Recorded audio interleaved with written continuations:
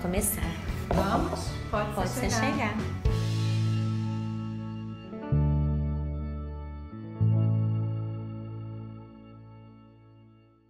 Sejam bem-vindos ao Pode Ser Chegar. Hoje a gente vai falar sobre assistência respeitosa ao recém-nascido. Eu sou a Ana Paula, nutricionista materno-infantil. Vocês me encontram na rede social com @AnaNutrirEcuidar. Eu sou a Aline, médica, ginecologista obstetra. Eu tô no @doutora Aline Puglia. Meu nome é Luísa, eu sou pediatra. Eu tô no Instagram LuísaNMV. E o podcast vocês encontram no @Pode Ser Chegar com Demudo, no Instagram, YouTube e no Spotify. Sim.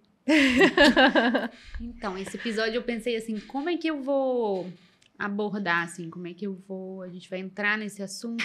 Primeiro que eu quero deixar bem claro é que isso aqui não é contra nenhum pediatra, não é nada como deve ser feito e tal. A gente vai ter, um papo de como seria gentil, como na visão do recém-nascido, como é que ele queria ser recebido para o mundo, né? Assim, então, assim, as perguntas que me vêm na cabeça é assim, se você nascesse, quem seria a primeira pessoa que você queria encontrar? Né? Uhum. Nascendo. Quem te carregou 9 meses ou o pediatra? Se você nascesse, qual era a forma que você queria que a sala estivesse? Geladinha ou quentinha? Tendo que dentro da barriga você estava quentinha, né? Quem são as pessoas que você queria que estivesse ali? Que vozes você queria escutar? Que vozes você queria escutar, né? Assim, então, pela transição, como né? você gostaria de ser examinado, né? Como que você tocado, né? Quem você gostaria que te tocasse primeiro? Então, eu acho que a assistência respeitosa, acho que deveria ser nesse caminho, assim, da gente se colocar no lugar do recém-nascido, né? Que estava ali num ambiente super confortável, sem dor. Principalmente isso, né? Sem dor. Então, eu acho que a gente tem que causar um mínimo de desconforto a esse recém-nascido.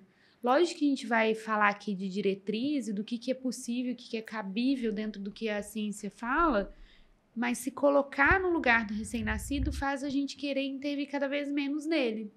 E eu acho que respeitar o momento entre o encontro, né, que é o que a gente falou, né, todo o parto, né, todo o processo, né, se dá para que o encontro ele seja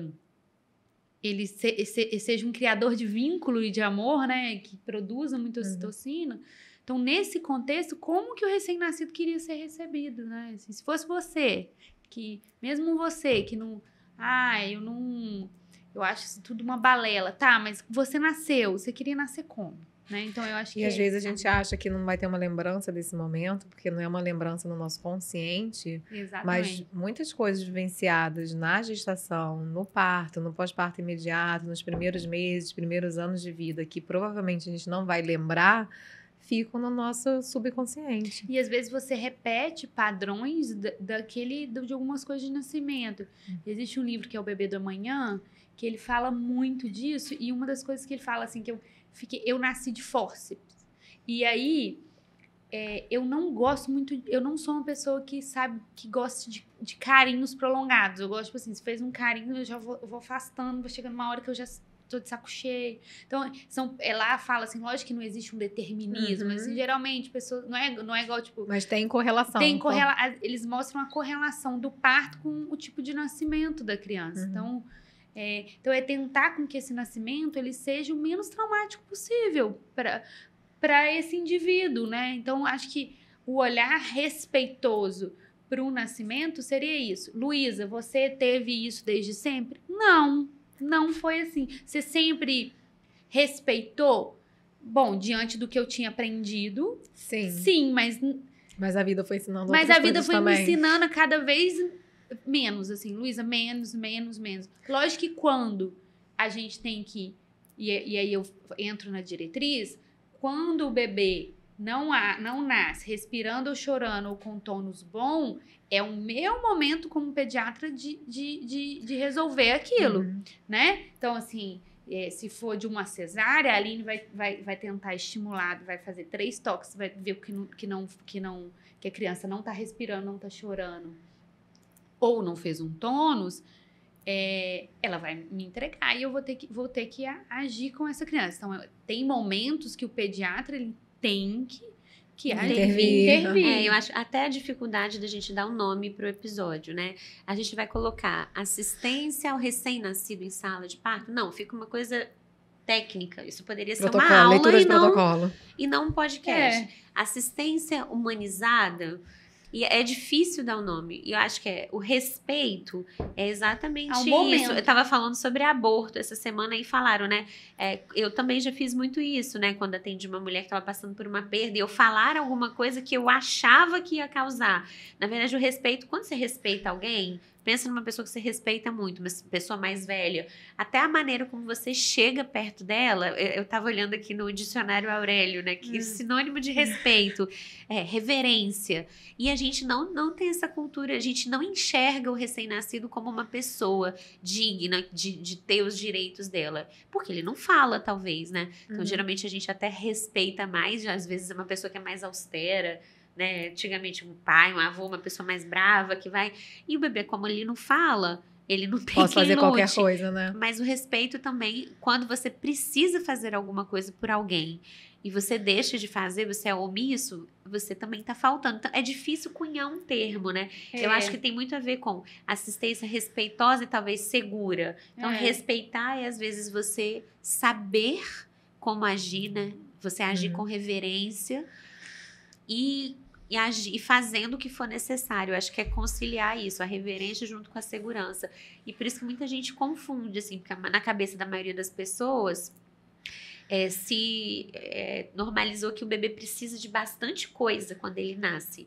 Mas na maioria das vezes, não, né? Então, um bebê que nasce saudável, assim, ele, ao nascer, de fato, assim, quais são as demandas, ou o que os órgãos diretrizes mandam, assim. Precisa ter um pediatra quando o bebê nasce? A Sociedade Brasileira de Pediatria recomenda que sim. Recomenda que sim. E que seja um pediatra treinado, porque a gente a gente também tem que colocar aqui que tem pediatras que não se sentem aptos a fazer em sala de parto. E tá tudo bem. Tem pediatra que... Quem é gastro, quem é endócrino, que não vive esse mundo hospitalar... Não vai nem saber o que fazer, de repente. E tem pediatra que ele não é neonatologista e não trabalha... Eu também não sou neonatologista, mas assim, eu trabalho em UTI pediátrica. Tem pediatra que não trabalha com nada disso e que não se sente apto a fazer uma sala de parto.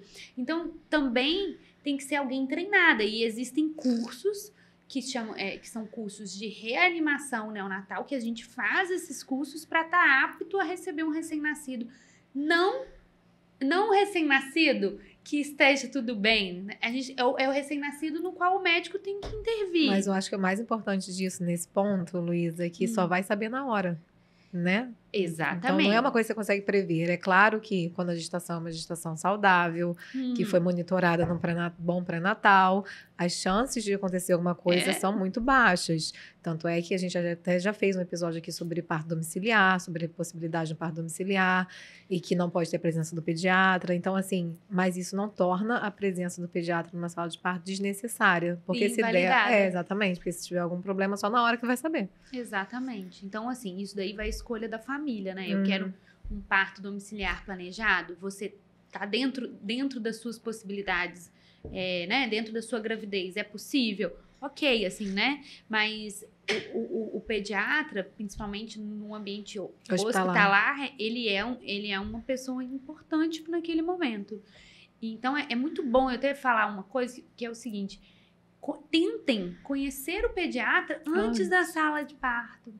Porque quando você conhece, é um ambiente de intimidade. Então, quando você já vai conhecendo o seu pediatra, primeiro que você já vai saber como ele trabalha, ele já vai te explicar ali o que ele vai fazer. Então, você já vai ter segurança se ele precisar intervir no seu bebê. Você vai entregar o seu maior bem a partir do momento que nasceu, não tem nada mais valioso para você numa mão de uma pessoa. Então, pode ser que não dê nada, mas pode ser que dê alguma coisa e você tem que ter confiança nessa pessoa no momento que algo saia errado.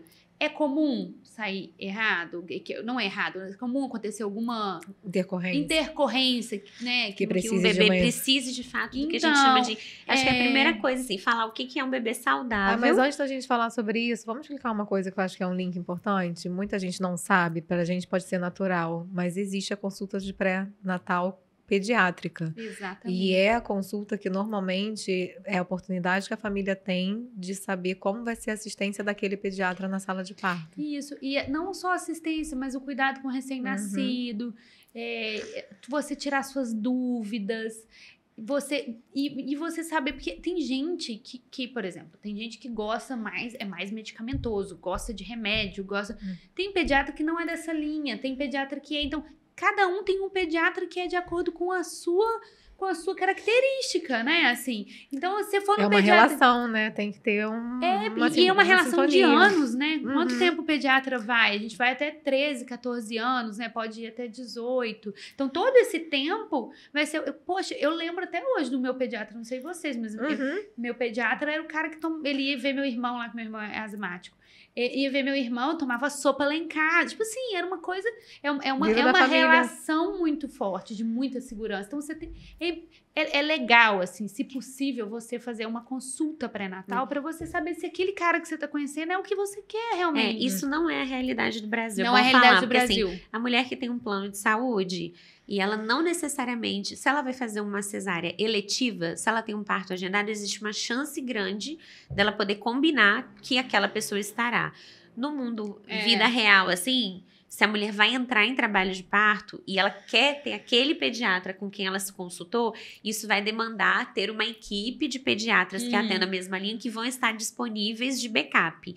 Isso não é a realidade. Então, a gente vai falar aqui no podcast que se você, durante o pré-natal, é importante que você conheça, assim, a equipe do parto, né? A equipe de obstetrícia, como que ela atua. Então, é importante você perguntar, quem que vai estar lá no dia da sala de parto? É neonatologista? É uma pessoa do plantão? Mesmo assim, eu acho essa consulta importante. Porque mesmo que aquele profissional não vá fazer essa sala de parto, pode tirar todas as suas dúvidas, Tira entendeu? muitas dúvidas sobre ela. Mas é importante falar que no mundo ideal seria maravilhoso, né? E porque muitas coisas que a gente fala aqui no podcast, a gente tem um viés, né? Eu acho que, assim, a grande parte das pessoas que nos ouvem, às vezes vão ter acesso a esses serviços, assim, individualizados. Mas, às vezes, a pessoa que tá ouvindo aqui fala assim, um monte de coisa que a gente vai falar aqui, fala assim, poxa, não foi assim que aconteceu comigo, né? Então, o que a gente tá falando aqui são, no mundo ideal, são as diretrizes lá da Organização Mundial da Saúde, do Ministério da Saúde, da Sociedade Brasileira de Pediatria. Então, um profissional que tá apto a lidar com um bebê que precise de uma intervenção, ele também sabe quando o bebê não precisa, né? Isso. E geralmente na medicina isso requer muita experiência. Eu falo, você tem que saber muito para não intervir, né? Eu acho que quanto mais você foi aprendendo ao longo da vida, hoje você intervém muito menos do que... Assim que formou. Muito menos, né? Com certeza, né? E até também pela nossa insegurança, né? Nossa insegurança faz a gente fazer muita coisa, né? E quanto mais seguro você fica, menos você faz. Pelo menos no meu caso é isso, assim, tipo, quanto mais eu vejo, menos eu faço. Mas lógico que eu faço quando tem que fazer. Então, assim... Quando não tem que fazer, né? O que é quando o bebê nasce, assim, então, do ponto de vista mais técnico? Então, vamos lá, né? Assim. Bebê a termo. Então, a gente tá falando bebê, né? Acima de... Assim, bebê a termo, né? 37 semanas, mas a diretriz da reanimação neonatal, ela fala acima de 34 semanas. Então, ela se divide entre os bebês prematuros, porque esses vão ter outro tipo de assistência, né? Com os bebês a termos, né? Então, vamos falar dos bebês termos, né? Mais de 37 semanas. Mais de 37 semanas, aquele bebê no qual a gestação foi uma gestação muito saudável. Sem fatores de risco. Sem fatores de risco e tal. Então, você já pode, por exemplo, quando a gente está no plantão e a gente vai fazer uma sala de parto, só de saber, é a termo. Qual é a história materna, Qual a história né? materna? Então, você se prepara sabendo da história materna, né? Por exemplo, quando a Aline me liga para fazer uma sala de parto, principalmente quando ainda a Cris ainda não tinha tido bebê, né? Que é a outra pediatra também que era a assistente da Aline. Às vezes eu não conhecia a família. Ela me ligava, eu sabia, ela me contava detalhes da história daquela família, do pré-natal. Isso é eu importante. adorava, que eu chegava me sentindo íntima do casal. Mas enfim, aí eu tenho que saber a história materna, né? Então, diante disso, eu já vou me preparando, né? Assim, é um bebê que eu vou ter que intervir, não é? E tal. Então, um pré-natal no qual foi tudo bem, né? Bem acompanhado. Eu peguei até aqui, tem os fatores, o pediatra que chega na sala de parto, a primeira coisa, quando ele não pergunta nada da mãe, você já tem alguma coisa estranha, você não pode chegar de paraquedas lá no dia do parto e chegar alguém, se a pessoa nem perguntou nada pra você desconfia. Então, tem os fatores antes do parto, antinatais, e tem os fatores relacionados ao parto. A gente até fala da história do parto, né? Tipo, fatores, as condições que, por exemplo, já poderiam aumentar a chance do bebê precisar de algum cuidado de pediatra, precisar de reanimação. Diabetes, síndromes hipertensivas, algumas doenças da mãe, infecção materna, uso de drogas, se a mulher já teve óbito fetal anterior, se não fez pré-natal, se a idade gestacional é maior do que 41 semanas. Aí a gente vai muito pro SUS, né? E aí, bom deixar também claro que os estudos são muito feitos também baseados em populações gerais, né? Você bota todo mundo no bolo. Mulheres saudáveis, quem fez pré-natal e quem não fez. Exatamente, né? Que é lógico, é o jeito que dá pra estudar, não tô criticando. As recomendações são generalistas, porque a população é muito diversa, né? Exatamente. É muito diferente da assistência que a gente faz, porque a nossa assistência é muito individualizada, mas num plantão, né, assim... Qualquer coisa pode aparecer. Você não tá balizada, né? Como foi? Então, acho que o pediatra, ele pensa muito nisso. Pra ele saber como o bebê vai nascer, ele pergunta como foi a gestação e como tá sendo o parto. Né? Como tá sendo conduzido e tal. O pediatra, aí minha ignorância, apesar de ter 3 filhos, né? O pediatra, ele fica no acompanhamento, no trabalho de parto o tempo inteiro? Não, assim, no plantão, eles, quando tá perto de nascer, eles avisam, né? Que pra gente ir tem que ter o mínimo preparo, né? Você tem que chegar e preparar o material da reanimação.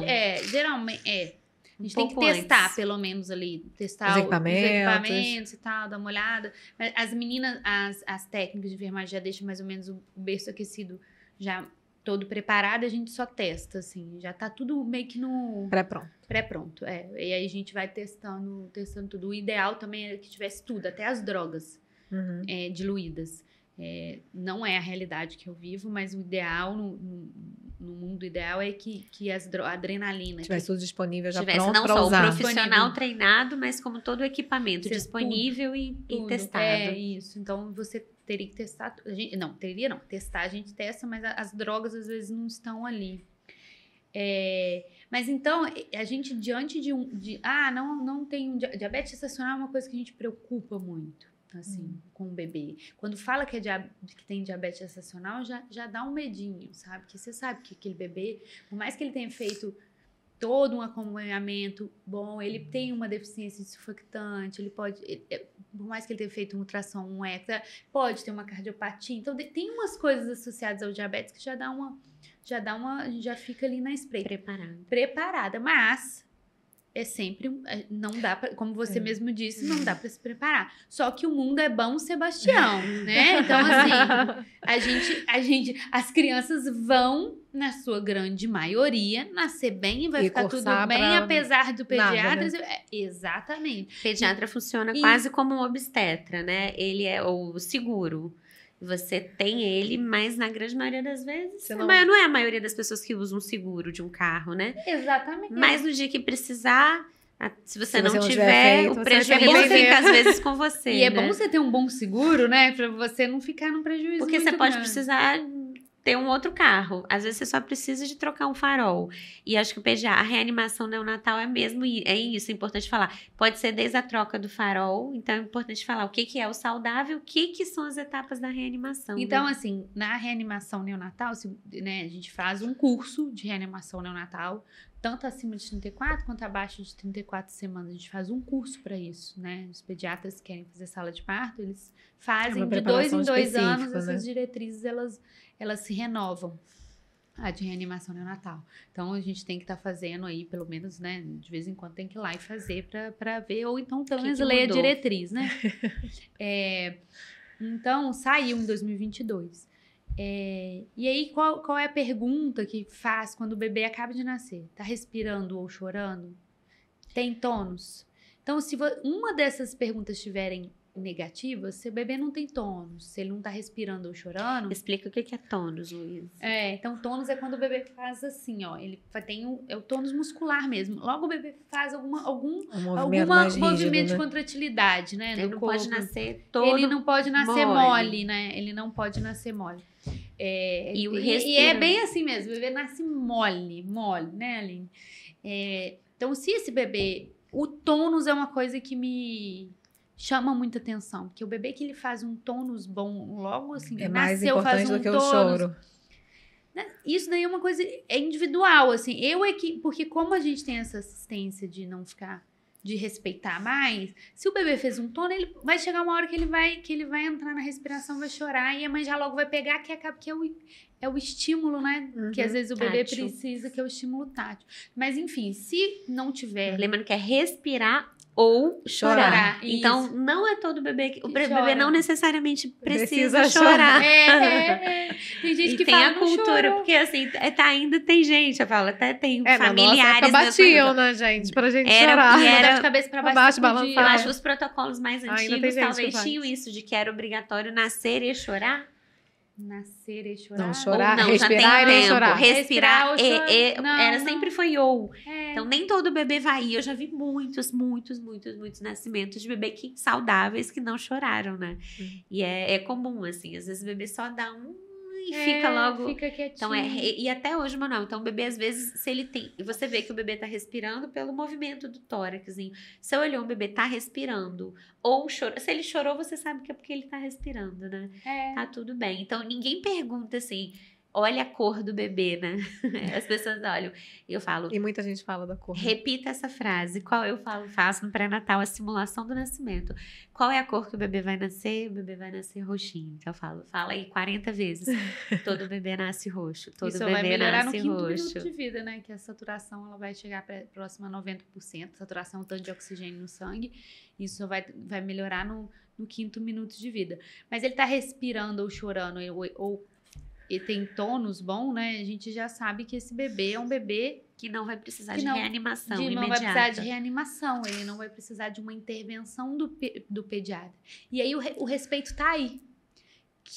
Para mim o respeito tá aí, nesse momento, o momento do qual a gente não é necessário naquele momento. Porque aquele momento ele não é do pediatra, ele é o encontro do bebê com a mãe. E aí, respondendo a pergunta, quem você queria ver pela primeira vez? A sua mãe. Então, se o menino tá respirando ou chorando, ou ele tem bom tônus, se ele tem um tônus bom, se ele já tá entrando se ele faz assim um tônus, daqui a pouco ele vai começar a respirar. Assim, dá um tempinho, um segundinho pra ele, né? Porque a reanimação é toda baseada a cada 30 segundos, você tem que fazer um passo novo.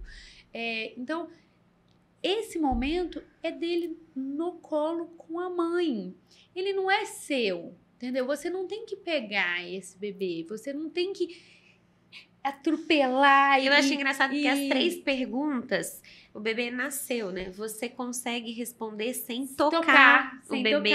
Então, um bom pediatra, ele não precisa pegar o bebê, nem numa cesárea, nem no parto normal. Não. Ele pode olhar e ver se o bebê está respirando ou chorando, se tem tônus flexor, né? Se o bebê está duro. Isso eu acho sensacional. E assim, eu acho legal também, né, Aline, que a gente só se olha, né? Tipo, você só olha e fala todo mundo tá olhando, né? Tá todo mundo olhando. Não. Tipo, entrega essa criança. Não, porque também às vezes parece que tá observando e não tá fazendo nada, né? Tô ali viajando na maionese. Não, eu tô prestando atenção. Você tá observando seu ombro. É um respeito ativo, tá ali, né? Pronto, né? E às vezes você tá sentada, você tá agachada, você tá em diversas formas ali. E assim, é uma comunicação de olhar mesmo, assim, tipo, né? E de respeito de equipe também, né? Tipo, se eu falar com a Aline...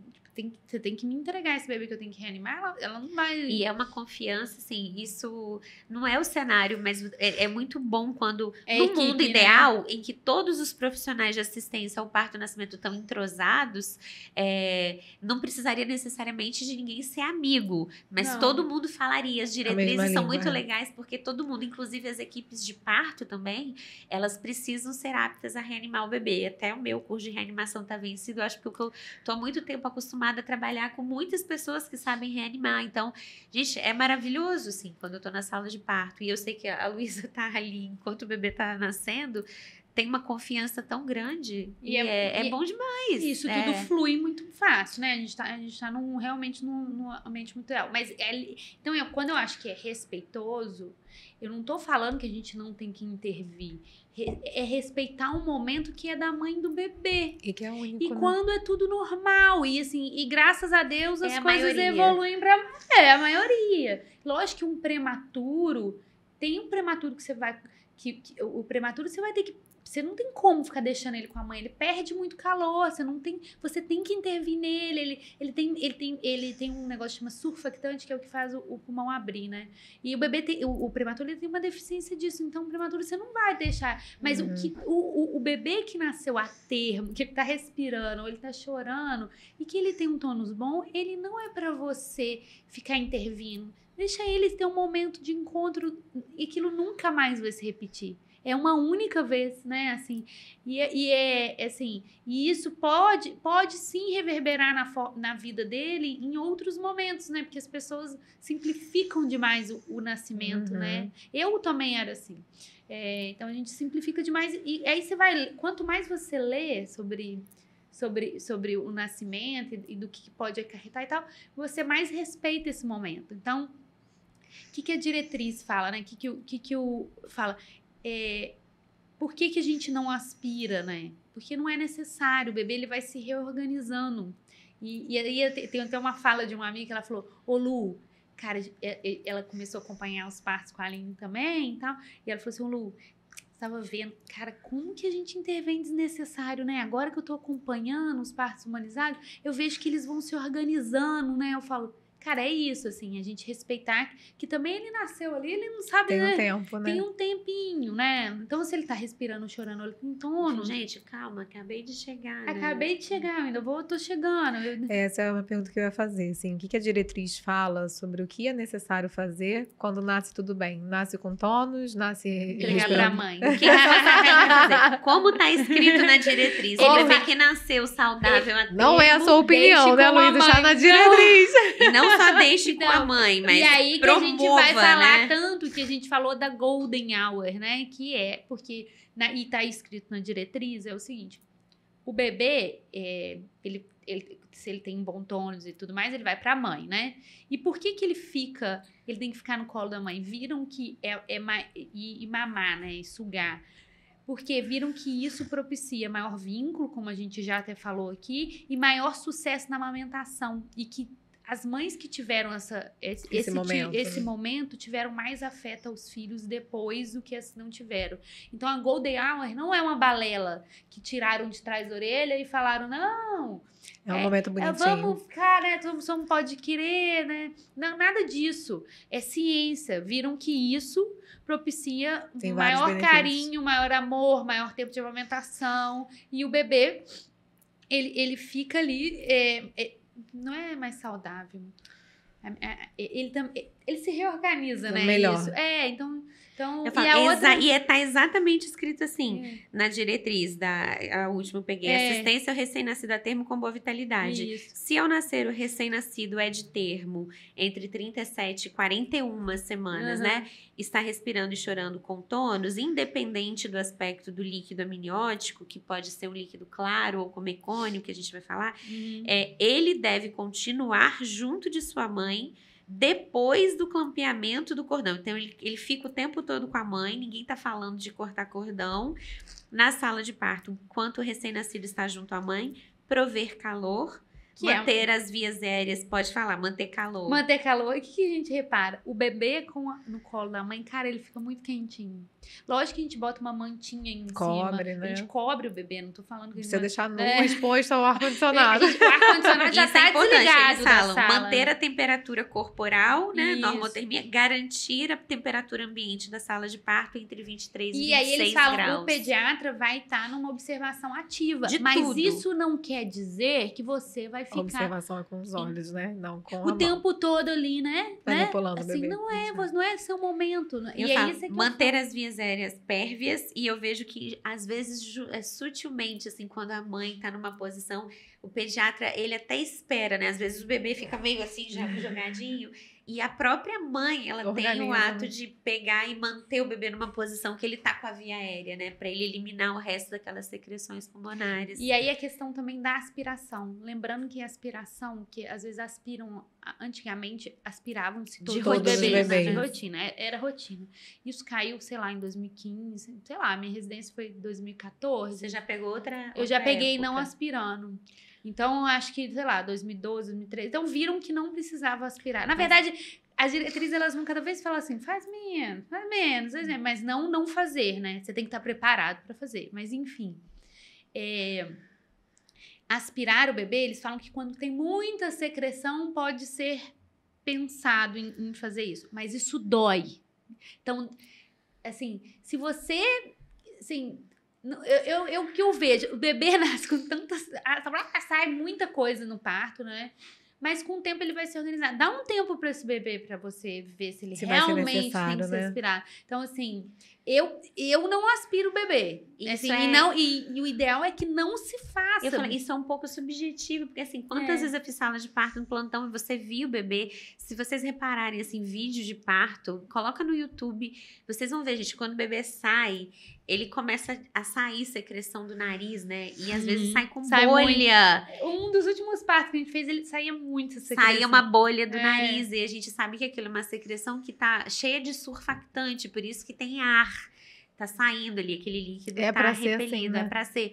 Mas tem pediatra, e às vezes o bebê fica mesmo, alguns minutinhos. E fica muito barulho no nariz, né? É o barulhinho da portinha. Né? Fica aquele barulho.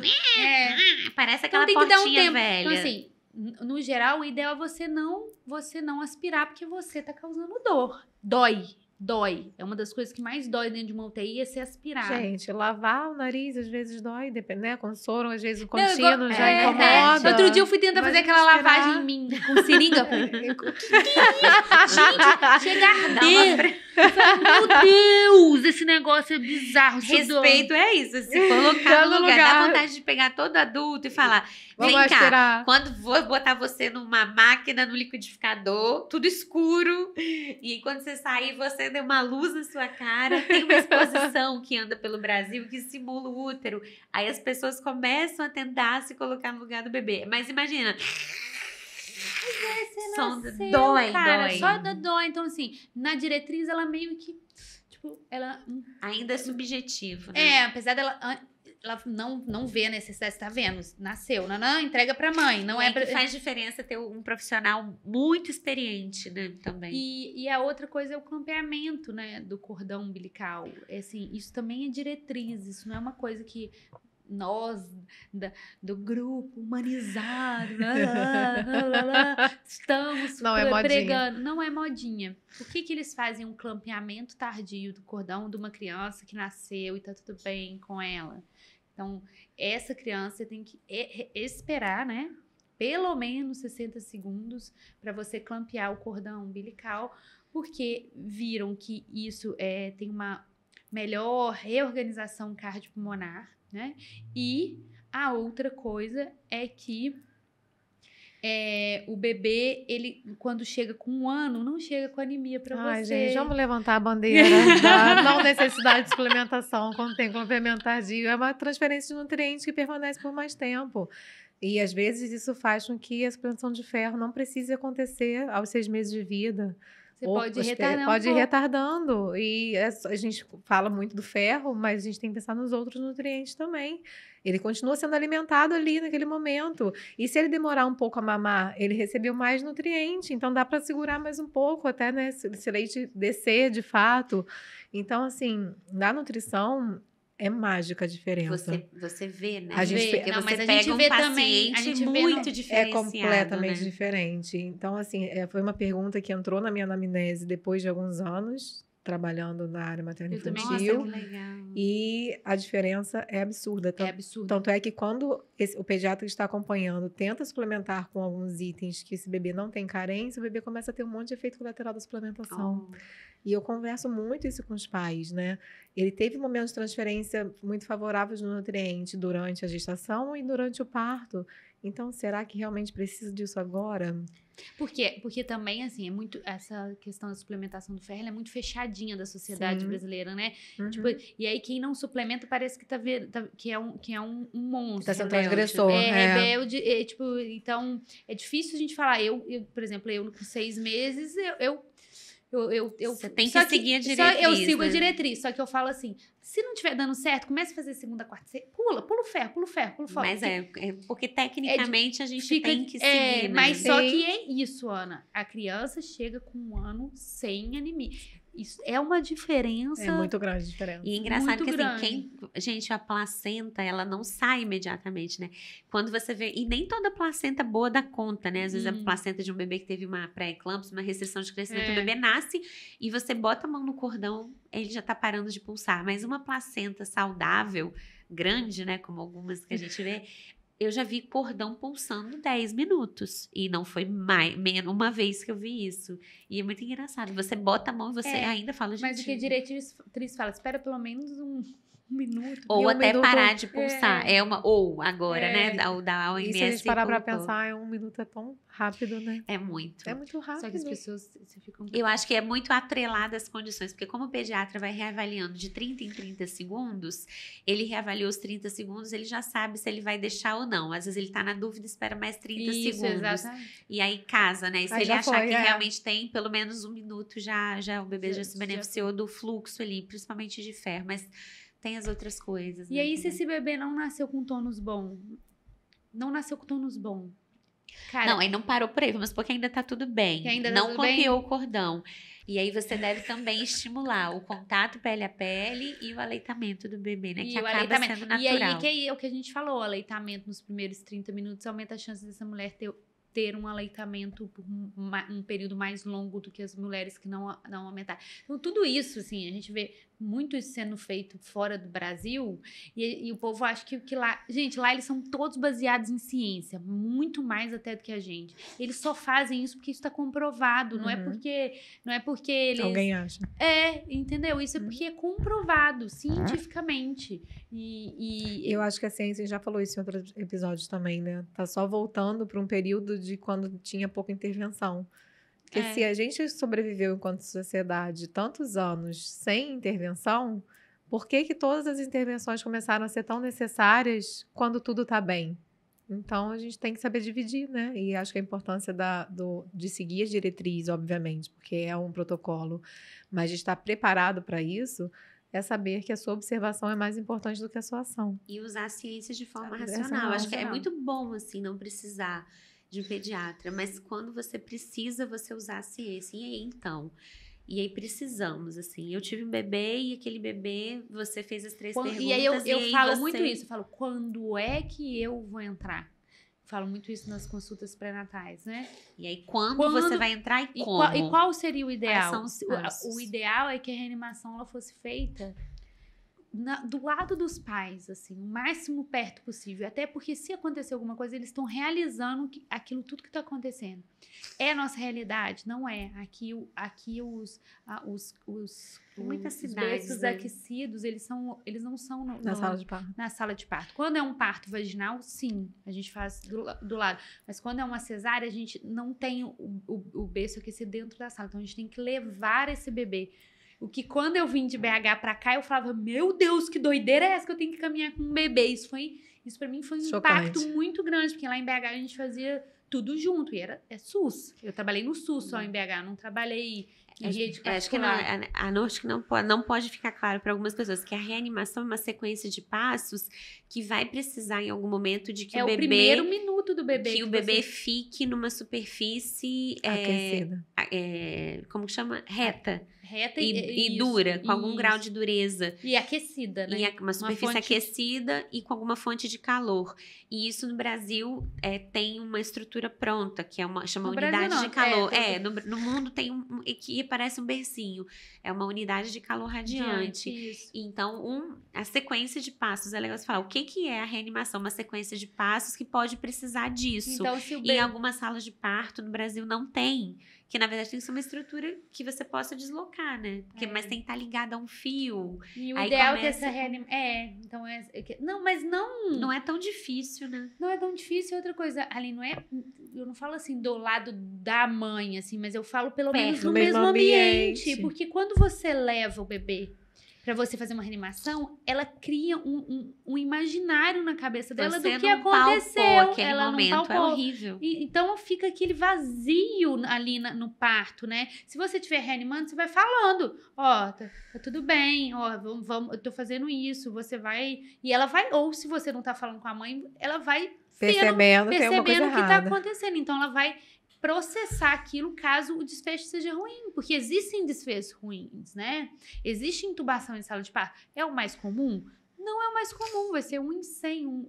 Eu tenho aqui a estatística. A chance de precisar da reanimação seria... A reanimação é 1 em cada 100 bebês, né? 2 RNs em cada 10 não choram ou não respiram. 1 em cada 10 precisa dessa ventilação com pressão positiva. 1 em cada 100 reanimação. E 1 a 3 em 1000 necessitam de droga, né? Que é a adrenalina, que eu falei que tem que ficar diluída, né? 10% podem precisar de ventilação, 1% pode precisar das outras etapas de reanimação e 0,1% chega a precisar de medicações venosas, né? Isso. E assim, lembrando que tudo isso aumenta a chance quando a gente tem uma prematuridade ou a gente está diante de uma gestação com todos aqueles problemas que a Aline já citou.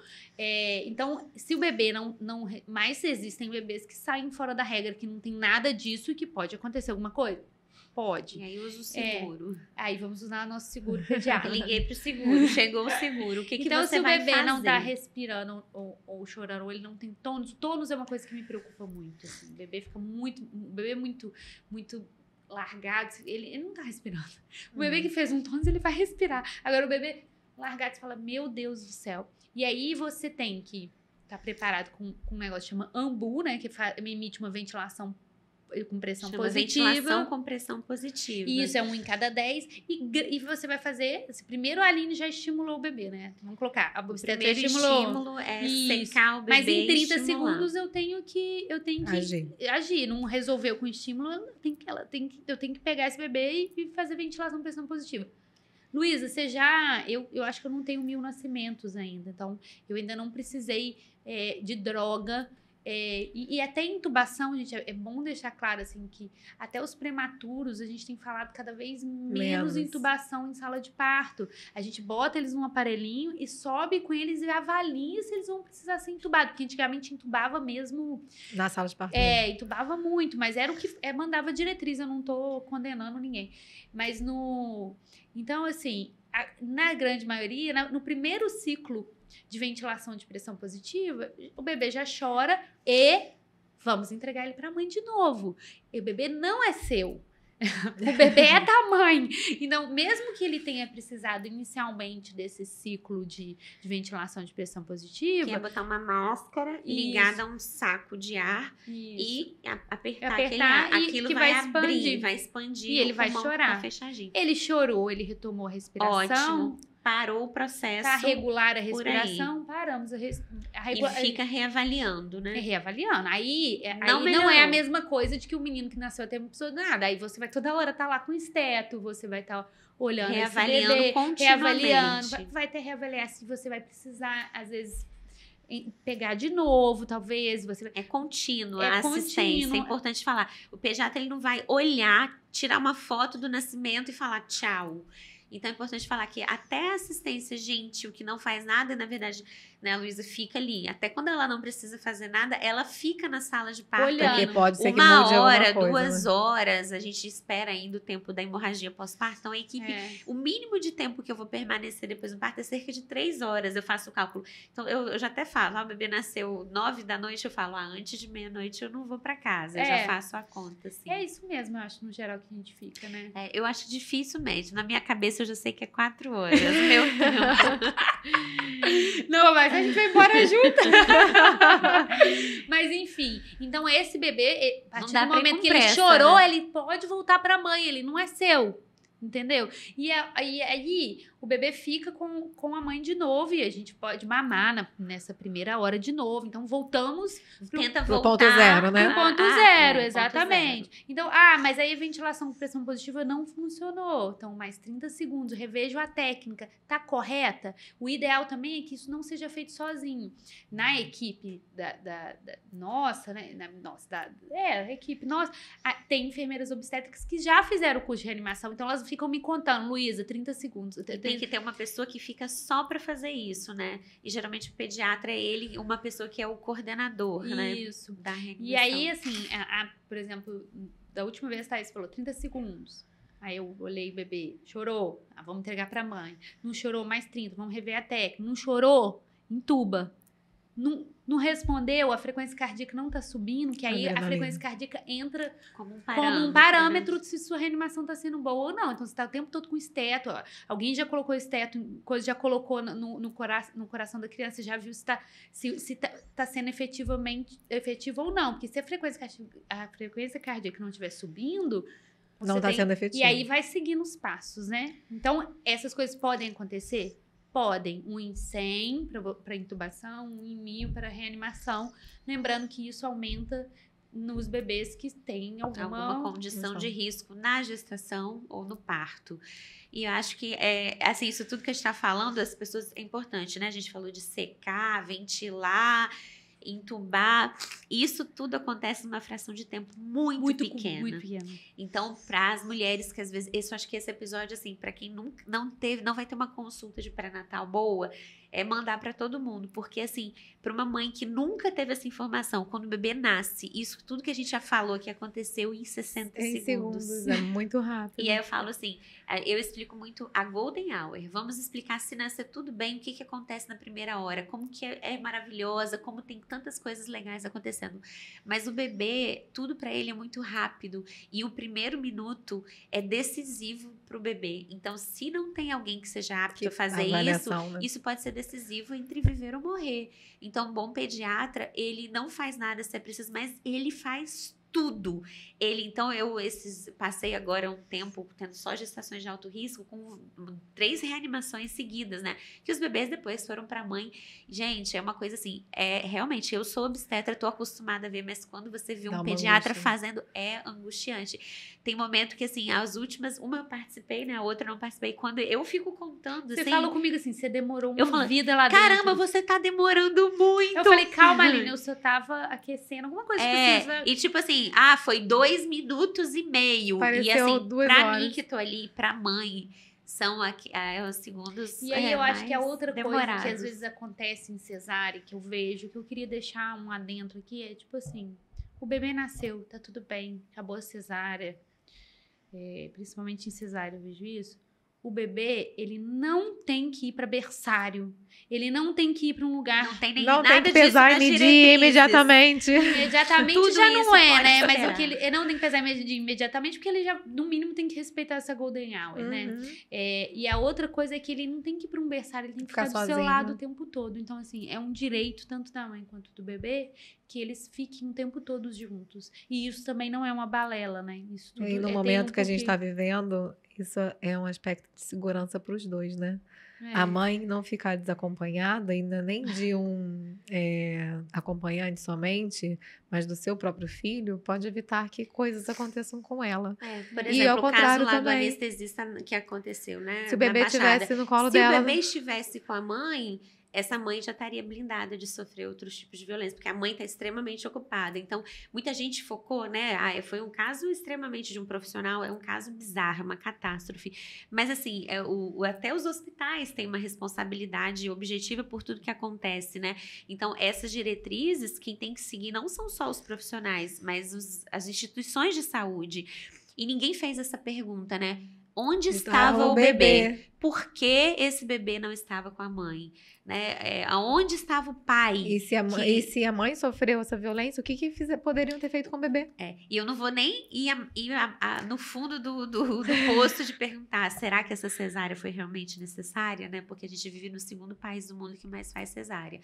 Aliás, aqui o anormal eu quero parto vaginal. E aí, porque será que essa mulher tivesse tido um parto normal, ela ia passar por isso também? Então, é como que os protocolos vão aumentando, todo mundo vai ficando vulnerável. Então, afastar um bebê da mãe torna a mãe vulnerável, ela tá só, e o bebê também. Então, tudo tem um motivo de ser, né? Então, cada intervenção vai aumentando a chance de que outras intervenções desnecessárias e até cruéis vão acontecendo. Isso foi bem legal você lembrar. Pois é, eu acho que é isso, assim, a gente tem que... Eu acho que o episódio era mais pra gente dar uma luz, assim, do nascimento, da atuação do pediatra na sala de parto, mas isso, às vezes, é porque a gente, às vezes, vai ficando... Por a gente saber da importância do bebê ficar com a mãe, o que isso pode acarretar e o quanto que isso gera de vínculo. Isso não é real, né, Luiz? Isso aí que a gente tá falando é a minoria das minorias, assim, que vão ter a gente luta para o bebê fique com a mãe, assim, para você ser sempre desnecessário naquele lugar, apesar de precisar estar ali para ser necessário quando precisar. Exatamente. Eu ia indicar muito, assim, esse é um livrinho para quem vai ser mãe, que mesmo se você não quiser ler, porque ele tem muitas imagens do recém-nascido, é um livro Nascer Sorrindo, do Frederic Leboyer. É um livro clássico, assim, dos anos 60, que ele falou muito vendo tudo do nascimento pelo lado do bebê, né? Ele tem uns textos, tipo umas poesias, né? O recém-nascido não fala... Espere aí, presta atenção. Ainda é preciso fazer comentários? Essa fronte trágica, olhos fechados, sobrancelhas erguidas, tensas, essa boca que grita, a cabeça que se vira e tenta escapar, essas mãos que se estendem, imploram, suplicam, depois vão para a cabeça, o gesto de calamidade, esses pés que empurram furiosamente, as pernas que procuram proteger o frágil ventre, essa carne que não é senão espasmos, sobressaltos, tremores. Então não fala o recém-nascido, é todo o seu ser que grita, todo o seu corpo que se manifesta. Não me toquem, não me toquem. Não me toquem. E ao mesmo tempo implora, ajudem-me, ajudem-me. E que engraçado que tem bebê que você toca, ele... Aí eu falo, tá querendo ser tocado, não. E eu falo, não. E veio uma outra coisa na minha cabeça que... Existe nos bebês, depois que toda aquela adrenalina passa, ele faz um imprint com a mãe, que quando ele consegue olhar para a mãe, aquele olhar é a coisa mais linda do mundo. E você tem que dar espaço para isso acontecer, né? Quando tá tudo bem, tem que dar espaço para isso acontecer. E é tão engraçado quando isso acontece de forma natural. Eu vejo hoje, assim, né, que o meu terceiro filho foi que eu tive a oportunidade de que isso acontecesse de forma mais natural. E é engraçado que quando acontece alguma coisa que ele quer me demonstrar algo mais íntimo dele, ele faz aquele mesmo olhar. É a coisa mais linda. Até me emocionei. Quando ele faz aquele olhar, eu lembro dele na sala de parto fazendo aquele primeiro olhar pra mim. Aquele imprint, né? É muito louco. Então, assim, quando a gente dá espaço, vai chegar um momento que o bebê ele vai olhar. Tem hora que a mãe não tá nem olhando, eu falo, olha pra ele que ele tá te olhando, ele tá... Esse é o primeiro, é o olhar, assim... Então, assim, quando a gente dá espaço para acontecer, tudo se torna muito mágico e lindo, né? Mas tem que respeitar. Tem que saber respeitar. E não quer dizer que não vai intervir, não quer dizer que depois eu não vou examinar. Eu morro de dó de pesar. Pesar é uma coisa que eu tenho... que eu dá vontade de não pesar. Eu falo, será, gente? Eu ainda vou pensar nisso. O devaneio meu. Será que esses meninos têm tudo que a gente ficar pesando e medindo e fazendo tudo agora? Medindo ainda eles não ficam tão irritados. Aí já entra na curva, né, vai ser cadastrada. O próximo passo é botar o chip, que é a pulseirinha já, quando nasce, né? Aí eu fico pensando, que pesar, eles fazem um reflexo que chama moro, que é como se eles fossem cair, eles choram muito pra pesar, então aquela pesagem me dá muita angústia. Mas eu falo, essa pesagem, essa pesagem pode ficar para depois, ou tem algum outro jeito, né? Assim, mas enfim, nós na equipe postergamos muito a pesagem, né? Fica muito tempo com a mãe, mas eu tenho que pesar por um protocolo. E é importante essa pesagem depois, não é que precisa ser imediatamente, mas ela é muito importante para a gente acompanhar o estado nutricional do bebê no primeiro ano de vida. Exatamente, então tem que pesar, tem mas que pesar, eu fico pensando em formas mais gentis de ser exatamente. pesado. Mas é isso. Podia inventar uma balança pro colo da mãe, né? Eu acho que no fundo a gente até fala, quando a mãe tá no colo, a gente fala assim, quanto que você acha que vai pesar? E ela sempre acerta, né? Mas é maravilhoso, assim. Eu acho que as suas lágrimas aí no final mostram que realmente não é todo profissional que foi tocado, isso requer anos de estrada, ou se você se colocar no lugar do outro, demora um tempo, assim, na nossa E se colocar, às vezes, né? no lugar do bebê é mais difícil, né? Sim. Então, acho que o que a gente pode terminar o episódio falando é assim, se coloquem no lugar do bebê, né? Assim, não fala para profissional de saúde só, não, para mãe também. Se coloca no lugar desse bebê e pensa como ele gostaria de ser recebido. E proteja, vira uma leoa. E pense nisso durante a gestação, né? Porque na hora do parto não vai dar pra pensar. Então, acho que no final do episódio vale a pena até colocar as diretrizes, né? Que falam sobre a reanimação neonatal e que falam muito também fácil de achar sobre os cuidados que são realmente necessários, aqueles que podem ser postergados. Você pode perguntar se no hospital onde você vai ter seu bebê, aquelas práticas vão ser respeitadas. Eu acho que é isso, ficou completíssimo, muito bom. Sigam a gente no Instagram, no @podesechegar_demudo. Sigam também no YouTube, é importante as visualizações do vídeo para poder trazer essa informação para cada vez mais pessoas. Quanto mais visualização, mais entrega tem. E não porque a gente quer ficar famoso, mas porque a gente acha que tudo que a gente traz aqui é importante para alguém. E pode ser para alguém. E vocês podem ajudar a gente nesse processo. Até o próximo episódio.